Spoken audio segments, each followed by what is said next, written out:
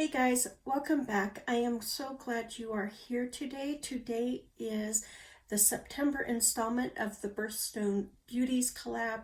This is a collab I do with a group of ladies who are beautiful inside and out, where we highlight the birthstone of each month. I will have the link down below to all of them who are doing this project. I'll be completely honest, I have zero idea what direction this look is going to go in. So just kind of ride the wave with me, because I have about 8 palettes on my desk. And I'm like, maybe this one, maybe this one. So whatever this looks like at the end will be a surprise to both of us. I'm going to first start off with the Catrice Orchid Dusk palette. And I am going to take this brown shade right here. It looks like a cool tone brown. And there's no names on this palette, which is unfortunate. But I'm going to take the shade right here and just put it in my crease and transition. I've never used this palette, so I have zero clue how it's going to perform. So in my research for the September birthstone, I always, look at the different stones, ancient versus modern and whatnot.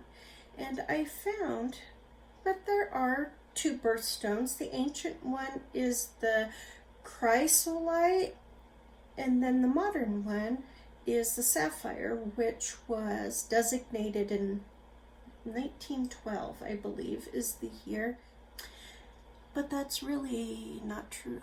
There are lots more birthstones for the month of September than just those two. So let me tell you a little about the chrysolite. I am going to tell you as much as I learned, and it's going to be a short conversation. It, like I said, is the ancient stone. It really is not known what exactly the chrysolite is, but many believe that the chrysolite is actually the peridot gemstone, which we talked about in August, due to it being the gemstone for that month. And why it is believed that the peridot is actually the chrysolite is because the ancient stone chrysolite was described as a gold greenish yellow stone,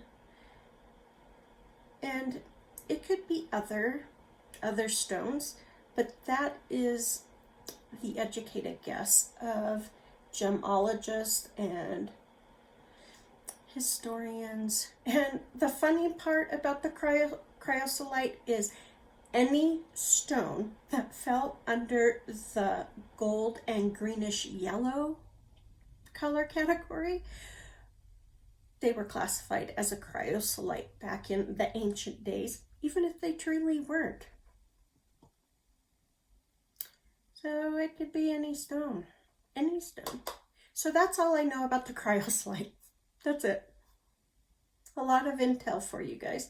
I got the deep, dark secrets of the chrysolite for you.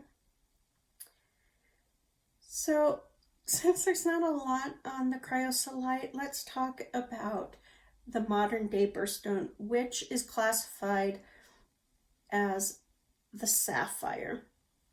Now, for me, sapphire has always and ever, not will ever will be, but the sapphire has always been blue stone that is just absolutely stunning. To talk about the reality of the sapphire, we have to go back in time and talk about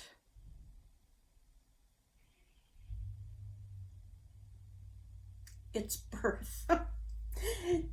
We have to talk about where it came from, how it came to be. There is so much information about sapphires that I really had to kind of pick and choose some of the information, or not some of the information, but what information I thought I could fit in during our little chit chat here. And so there's so much more. So if you know some little factoids about the sapphire that I didn't mention, leave them down in the comments so we can all learn about them. I don't always find out in research that you might know, and so leave it down in the comments. Okay, way back in the day, and I'm talking way back in the day, maybe not when dinosaurs roamed, but shortly thereafter, they didn't have labs where they could take rocks and stones in to look under a microscope, gas them to find what the different makeup of the stones were, the chemical makeup of the stones. And so how they distinguished what stone was what was by color, which totally makes sense. They did not have the ability to, test them out and really find out exactly what the DNA of each stone was. And because of this, many groups of stones were created that had these gemstones lumped together, when in reality the difference between each rock or gem was completely not even the same family. Not even. Every family has their DNA, but even though we're human beings, that doesn't mean this family is tied into this family. And basically that's what they were doing to these gems. We're saying, okay, you're the same family. Welcome to the family, youngster. You're with us now. Because the sapphire was lumped together with all of these other gems and rocks and stones that had nothing to do with them, they were kind of alone in the world. They didn't have a buddy who really was like them. They might have the same coloring, but they really weren't like them. I'm going to take ColourPop's Bye Bye Birdie and take Boo Bird, this pink shade right here. It's kind of a pinkish orange, and I am going to put it into my crease and transition. Knowing that the sapphire was lumped in with its color, the sapphire really had a rough start at the beginning of its, not life so much as the beginning of being noticed. Why is that, you ask? Well, I will tell you in a minute, but let me give you some more history about this beautiful stone, the sapphire. The word sapphire is believed to have derived from an ancient Greek word, saphiros, meaning precious stone. However, it's also believed to have been derived from a Sanskrit word, which is Sanapriya. I'm sure I'm saying these words wrong, meaning dark colored stone. So, however it got its name, there's some back history and some ownership to the sapphire's name. Ancient Persians actually called the sapphire the celestial stone. So back at the humble beginnings of the sapphire, this very judged stone, it was given a name that is used to describe any dark colored stone of value, such as the lapis lazuli, azurite, and the deep blue corundum. So that's why when I think of a sapphire, I think of this dark, rich blue stone with sometimes a purple hue to it. But people, that is not the truth. This poor little Sapphire was given a name that did not encompass all sapphires. And as the world has evolved and we now are able to look at stones and rocks in a lab and get to know their DNA, sapphires are finally being recognized for who they are, not what they look like, not their outward appearance, but who they really are. And they are a beautiful and complex gem that comes in all colors of the color wheel spectrum, including gray, except for one color. One color does not the sapphire have, and that is blood red. Why is blood red not one of the sapphire shades? Well, it's because the blood red stone was long ago named the ruby, even though it has the same chemical makeup as a sapphire. They are from the same family, which is a corundum. Aluminum oxide is another word for corundum. So because it was named a ruby eons ago, it now has its own little family, while the sapphire is finally being realized that, oh, sapphires just aren't this beautiful dark rich blue. However, there still are red sapphires. They're just not the blood red. The blood red is considered the ruby, and any other red is then considered a red sapphire. Isn't that interesting? So because back in the day, when they just named stones by how they looked, this family of stones was torn apart. Okay, I know I'm being a little dramatic about the poor little sapphire, but in reality, that's what happened. But it's not their fault. It's not like they could take these stones to the lab and say, oh, okay, they have the same DNA, so we'll just call them the blood. They couldn't do that, so I get it. So while I'm dramatizing this, I get the point. Because they were named sapphires way back when, they couldn't really drop the name sapphire. So now they've changed the classification of sapphire to mean a large body of colored corundums that range from all colors, including black and uncolored, except for that blood red. So from orange to yellow, greens, purples, and of course the blue, they are now all sapphires. If they are corundums that are not blood red, they are sapphires. Yes or no down in the comments. Did anyone know that? I was blown away when I read that. I was like, seriously? I mean,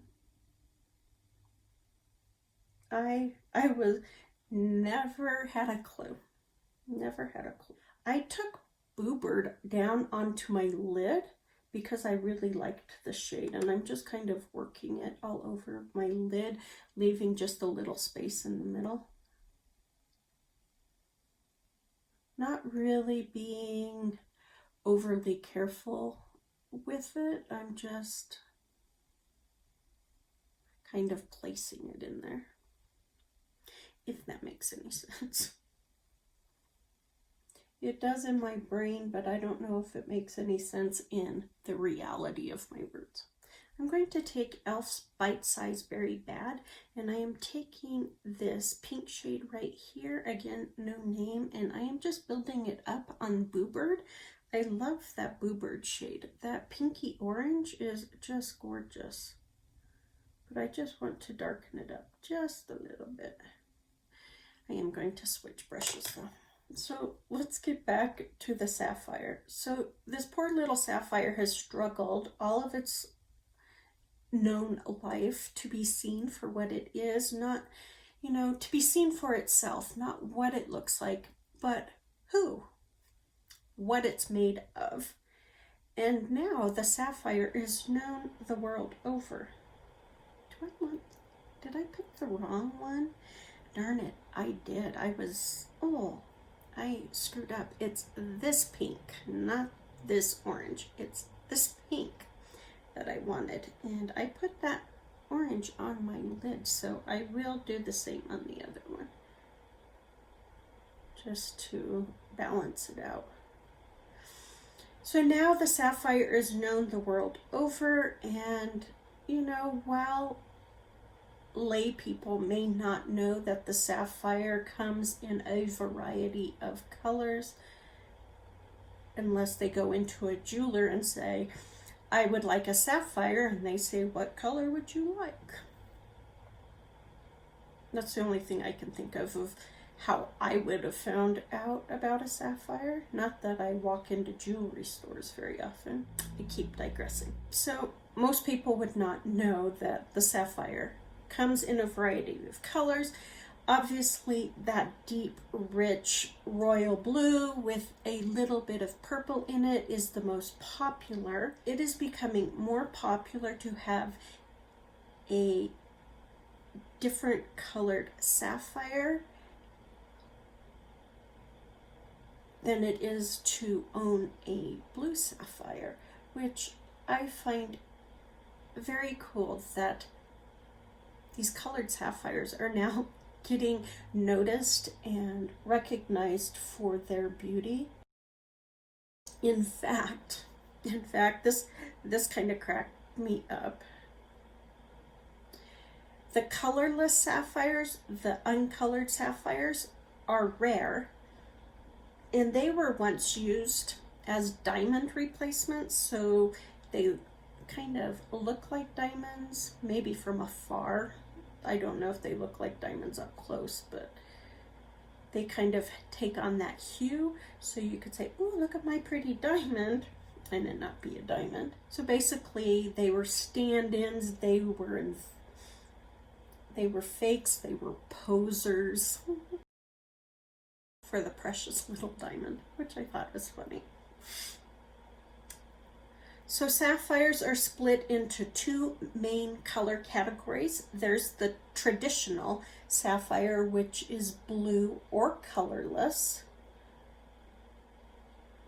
And then literally, this is the classification, the fancy sapphire, which is like a pink, a purple, orange, yellow, green, black,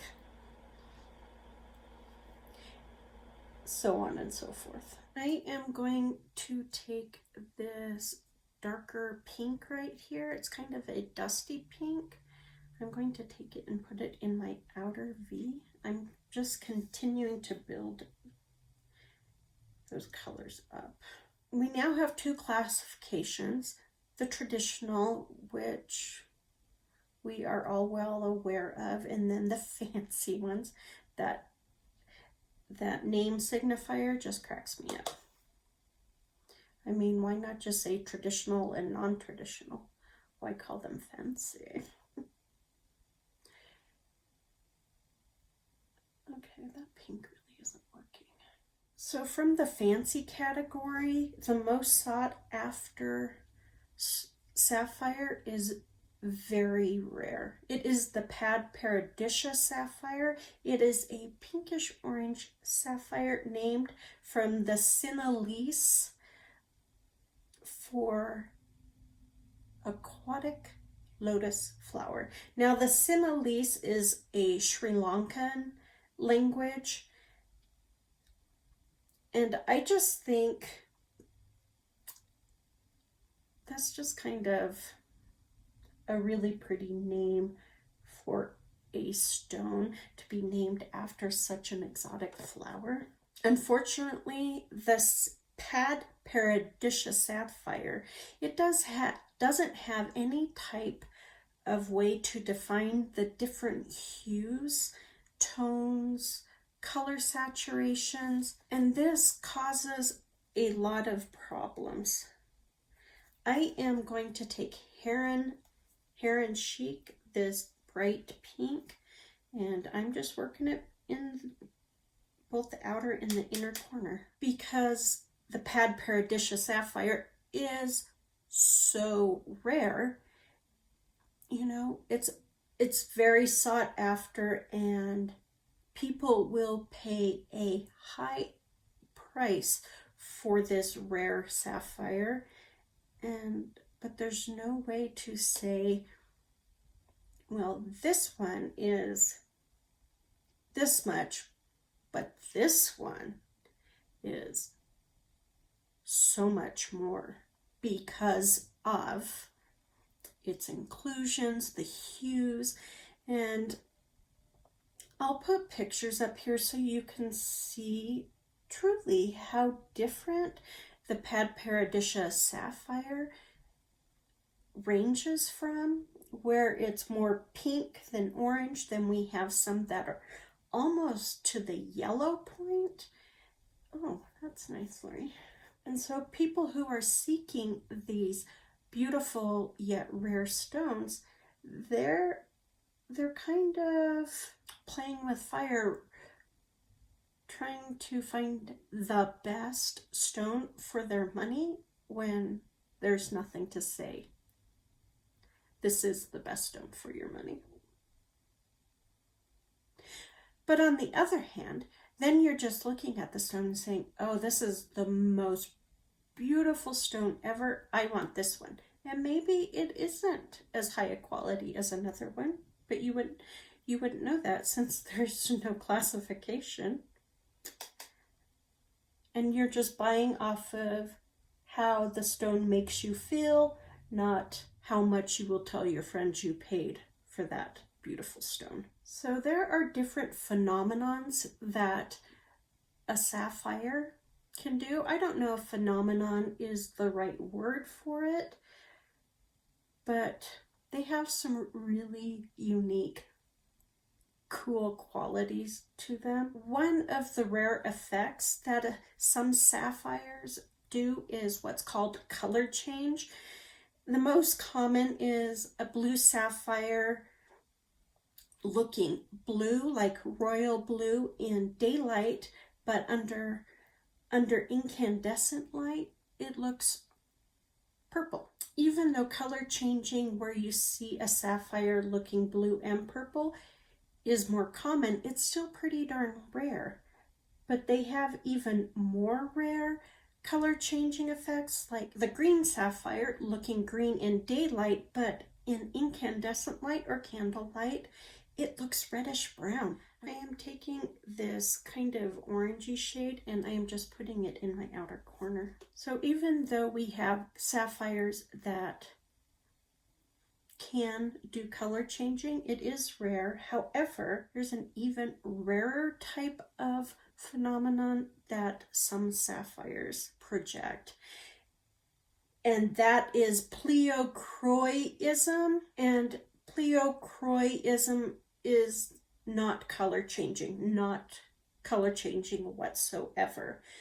Pleochroism is when a gemstone has different colors viewed from different angles. For example, a purple can show orange, blue can show a light blue-green, and pink can show an orange-red. So they're still kind of in their color family.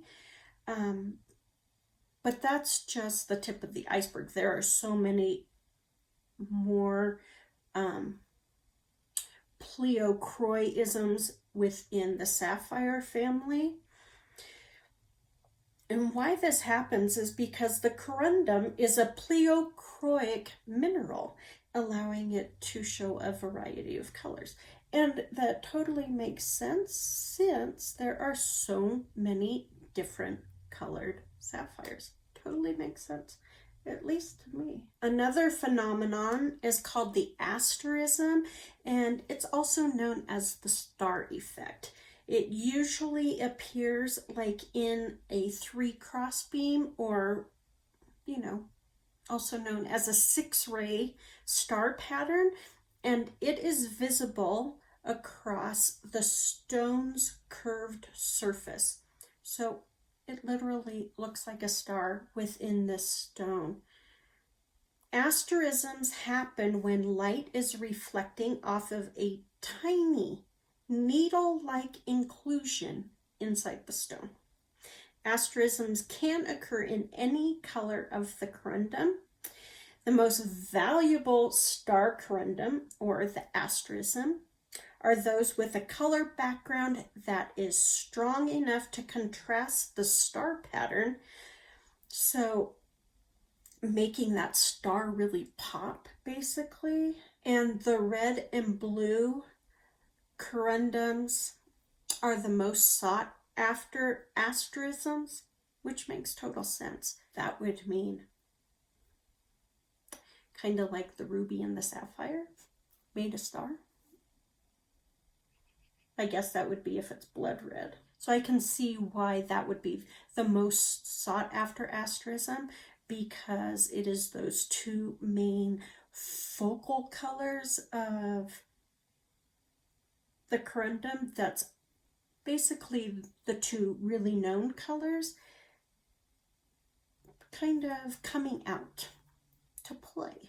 Okay, facts, legends, and myths. I am going to take my Viseart Petite Pro 5. It's the Soleil palette. I'm going to take this yellow and just dust it across the top. Greeks associated sapphires with Apollo. The Hebrew Bible explicitly mentions the sapphire 12 times. I don't know who went through the Hebrew Bible and counted that. In the 12th century, sapphires had become closely associated with clergy, so basically clergies had them, adorned them everywhere.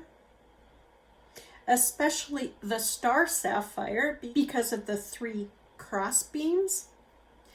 They believed that this stone represented the Holy Trinity. Other Christians during that time were inclined to call the star sapphire the stone of destiny instead of associating it with the Holy Trinity. So those are some of facts, fiction, myths, and legends. I am going to take a really small shader brush and some concealer, and I am just going to clean up in the middle here, not a whole lot. So some even older myths while I try to do this.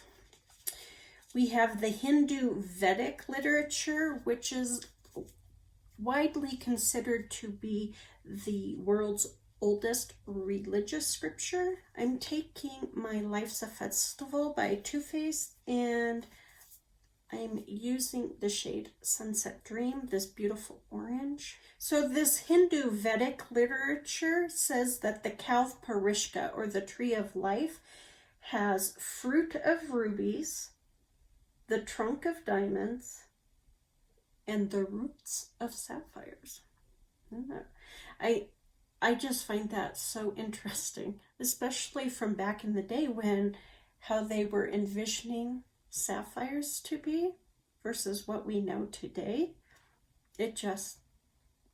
I find it pretty phenomenal. The Khmer civilization, and these are the people who inhabited what we today know as Myanmar.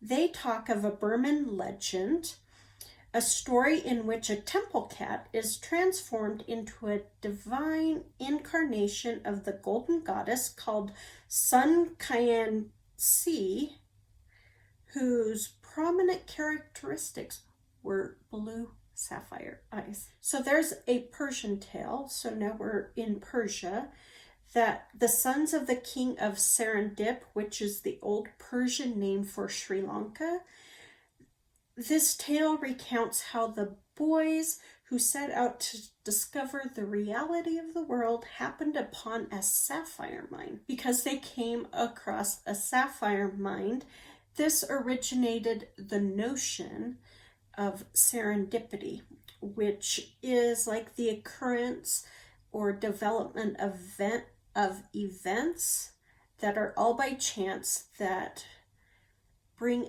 about a happy or beneficial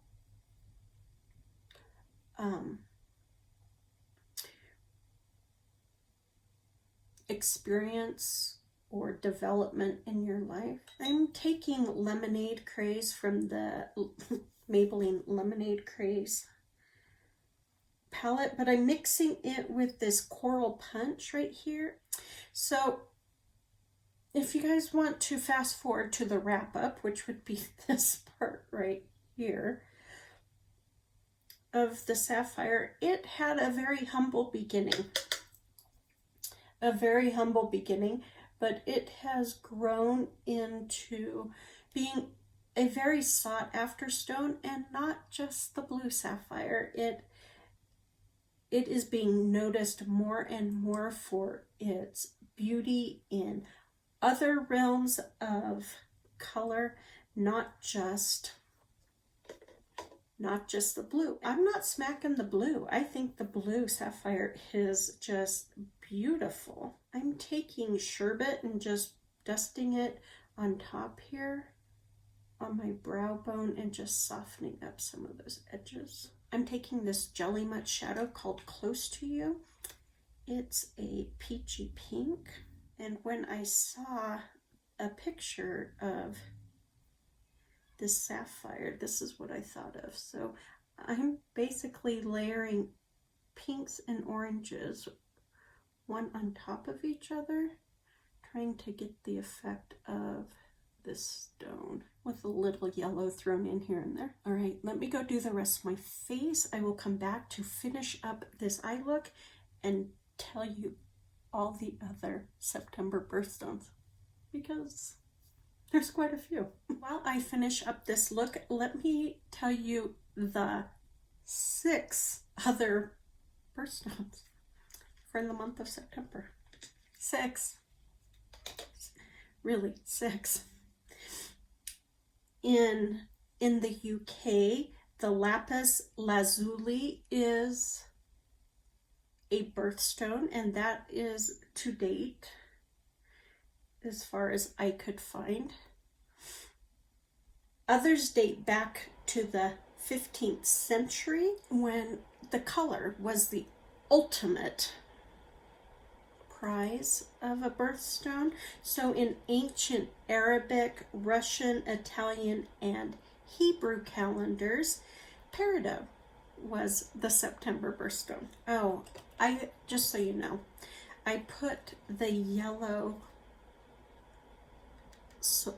shimmery soleil in the middle of my eye. The sardonyx, which we learned about a few months back, it was the September birthstone in the Roman Empire, as well as in modern Italy. I'm putting Come and Get It on top, so I'm just layering back and forth. The moonstone was held sacred in different cultures long before there was even birthstones. In ancient Tibet, not Tibet today, but ancient Tibet, the birthstone in September was the agate. And the Hindu birthstone, way back in the day, was the zircon. And we're not talking any zircon, because there's multiple zircons. We're talking the blue zircon is what they used as the birthstone on the Hindu calendar.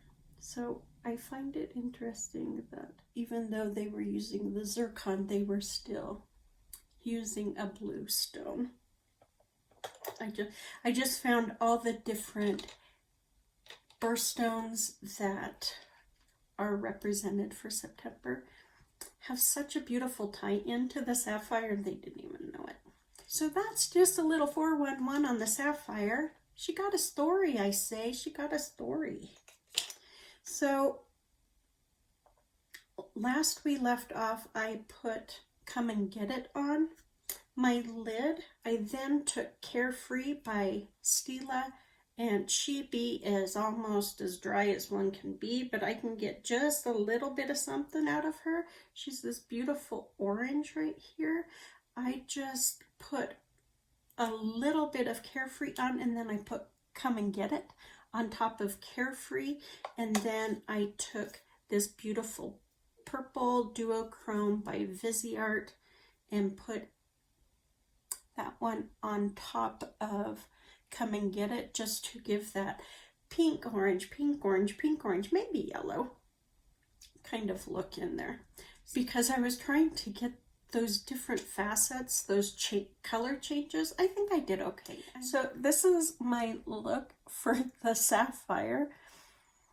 Something definitely not sapphire blue, huh? I did want to pay homage to the Sapphire. That's why I used Midnight Blue by Avon as my eyeliner, just to throw in a little bit of blue in there to really say, I'm not forgetting about you.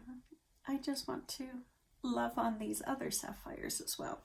So even though the Sapphire came from a very humble beginning, it's very loved and well known now, even though the blue one is still, you know, the cream of the crop. The other ones are just as beautiful, and I am glad that I learned about the Sapphire, because this was absolutely mind-blowing, the information I got for this month's stone. It was lots of fun. So that's it, guys. Make sure you go check out the other ladies, see what look they came up for Sapphire. I can't wait to see what their looks look like. All beautiful, beautiful women inside and out, like I said. Please take good care, be safe, be smart, and I will talk to you on the next one. Bye.